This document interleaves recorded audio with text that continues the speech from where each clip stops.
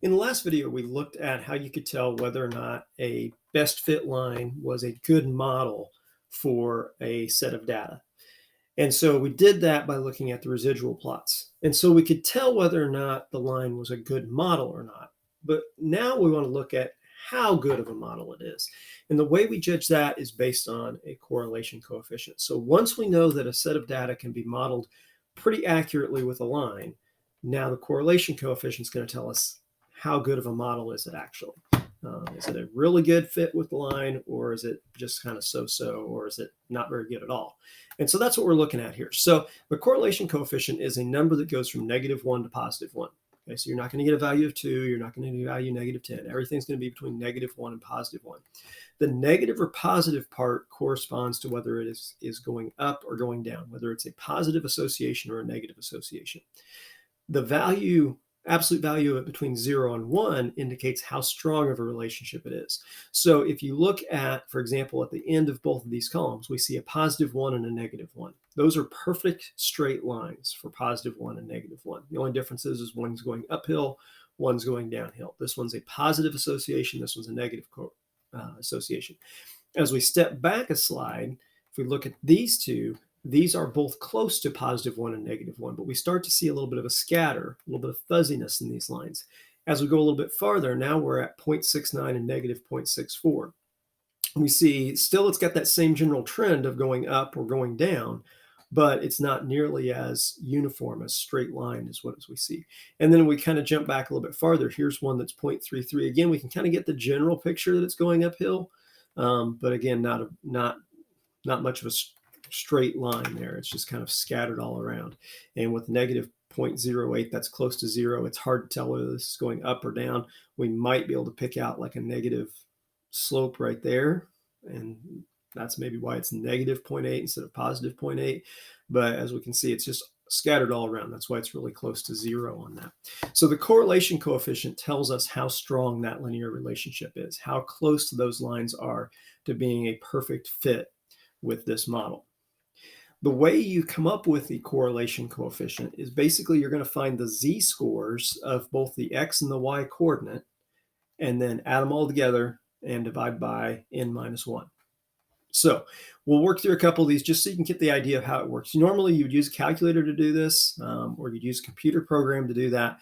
But so for this first one, here's our same data set we've been looking at before. And so already we've found out that the mean of these x values is 4.33 and the standard deviation is 2.65. So we're going to find the z-score for the x's. So this column here is going to be the z-score for the x coordinate. So we've got a score of 4, a mean of 4.33. So we would take 4 minus 4.33 and then divide it by the standard deviation. And so the standard deviation there is 2.65.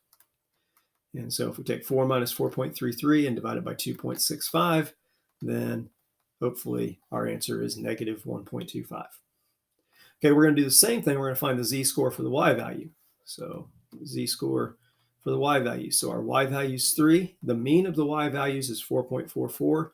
Standard deviation is 3.09. So we would find the z-score for the y value by taking not 4 this time, 3 minus 4.44 and dividing it by 3.09. So again, you can work that out on your calculator, figure out what that z-score is, same way we've been doing z-scores all along, and we'll come up with a z-score for that one. So we get -0.466. So then for the correlation coefficient, and actually this isn't the correlation coefficient yet, we're going to use this to find the correlation coefficient. We're going to take the x score that we got, or the z-score we got for x, and the z-score we got for the y, and we're going to multiply them together. So we're going to take -1.25 times -4.66 and multiply those two numbers together. And so when we do, we get 0.0583. So that's where that number comes from. And then eventually we're going to add all these up. So what I want you to do is go ahead and find the z-score for the x, the z-score for the y, and multiply them together for this next point in our table. Okay, so as you did that, hopefully these are the values that you found. 0.253 for the z-score for the x, 0.181 for the z-score for the y, and multiply it together and you get 0.0458. Again, if your numbers are a little bit different there just because of rounding, not a big deal. All right, so now we would just continue that for every set in this table. So you can kind of see why this is a lengthy process and why you'd want to use a spreadsheet or a computer program or your calculator program to help you do that. We're going to take all of this last column, all of this ZX and ZY that we've multiplied together. We're going to add them up. Remember, that's what that symbol means right there, is add them all together. So we would add all those together, and then we would divide by 1 over n minus 1. And so, well, didn't mean to do that yet. I thought I had the answers down there for that. And so when we do that, we'll end up with our correlation coefficient.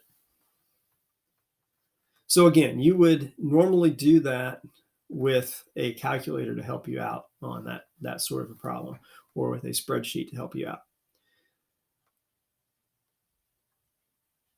So when we get that z-score then, and here's where I had the answer, the z-score that you get, or the correlation coefficient you get, is 0.741. Now, it doesn't matter if we change the units on that. For example, this one doesn't make sense as far as units, but if we had like one that was in inches and all of a sudden we decided to do it in feet instead, that's not going to change the correlation coefficient. It's not going to change how straight that line is just by changing the units. So the z-scores don't have a unit of measurement, and so the correlation coefficient won't either. And so changing units is not going to affect your correlation coefficient. So here was our original data set, but a point I wanted to make was if we have one point that's an outlier that gives us a really strange piece of data, it can change that correlation coefficient altogether. So if we just take this one point that was here at 0.2 and we change it to 0.7, it changes our correlation coefficient from 0.741 to 0.393. So just 1 point, especially when you have a small set of data, and especially when it's a lot different, can have a huge effect on what our correlation coefficient is. Because again, it's just telling us that that's not close to being the straight line that we had before. And so an outlier can have a big effect on our correlation coefficient, depending on the size of the outlier, how extreme it is, and how many pieces of data we have. Of course, the more pieces of data we have, the less extreme an outlier is going to have. So one of the things you're going to do on your assignment is you're going to take some scatter plots and you're going to match them with correlation coefficients. So I wanted to work through a practice problem with you like that. What we want to do is to, first of all, just get an idea of can we figure out whether this has a best fit line that have positive slope or negative slope. First one's a little fuzzy here, and that's going to give us a hint as to what that correlation coefficient might be. This one, we can kind of see these points sort of have a positive correlation. This one, it looks like a negative correlation. This one looks kind of like a negative correlation as well. This one, it's a little bit fuzzier, but maybe we could see a negative correlation there. So looking at those, we would say that this letter A, where we have 0.73, notice that's the only positive correlation coefficient we had here.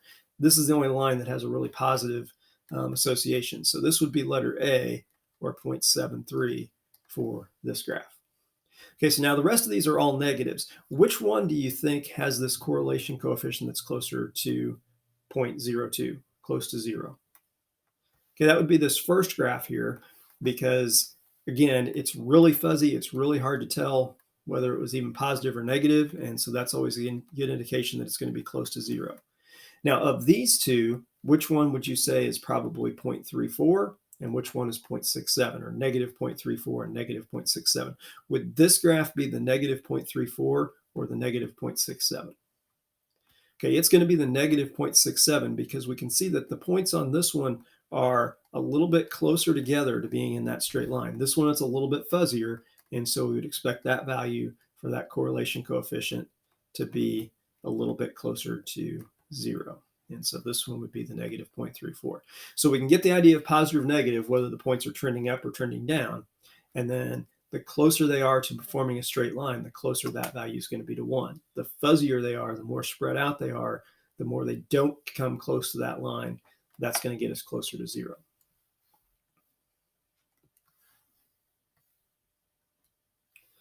And so here, the point I wanted to make was that just because we can get a good correlation coefficient still doesn't mean that the line is a good fit. Okay, it's telling us how closely these points are to the line, but it doesn't mean the line is actually a good fit. So you still want to go back and you want to look at the residual plots first to make sure a line is a good fit, because believe it or not, all 4 of these graphs have the same exact correlation coefficient if we calculated them up. but only one of them really is a good match for the line. Now, which one do you think that would be? Okay, that would be this first one right here, because those points, if we would look at that residual plot, they're all over the place. Okay, this one, when we look at the residual plot, it's below, and then it's above, and then it's below. So this is going to have a pattern to it, telling us that that line really isn't a good fit.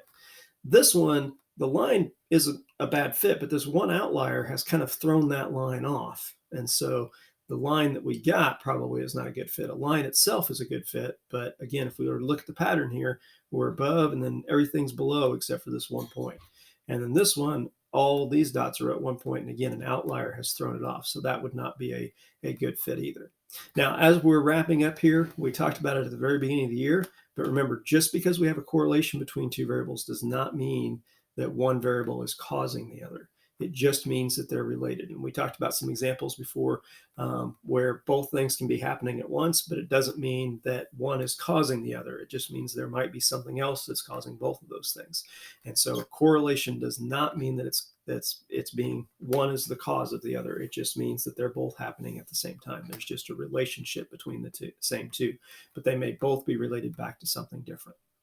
Okay, so you're going to be working with correlation coefficient today. You're going to be kind of judging correlation coefficients and matching correlation coefficients up. I think you do have one problem where you are going to do kind of like we did in your notes, where you kind of complete a correlation coefficient. You don't have to do every single step, but just enough to kind of get an idea of what it is. So again, if you have any questions, make sure you reach out through email, reach out through Canvas Messenger, and I'll try to get back with you and help you. So good luck with your assignment today.